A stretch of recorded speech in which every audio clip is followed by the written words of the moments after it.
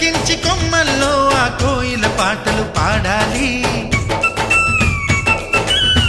చుట్టాలు పక్కాలొచ్చి కమ్మని విందులు చెయ్యాలి.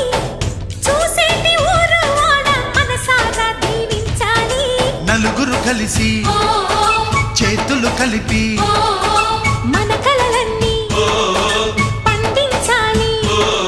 ఒక చోట పుట్టని కోడళ్ళు అయ్యారు అమ్మకే కూతుళ్ళు. త్వరలోని ముద్దుగా పుడతారు ఈ తాత పోలికల మనవళ్ళు. ఈ సంతోషాలు సరదాలే మా పండుగలు.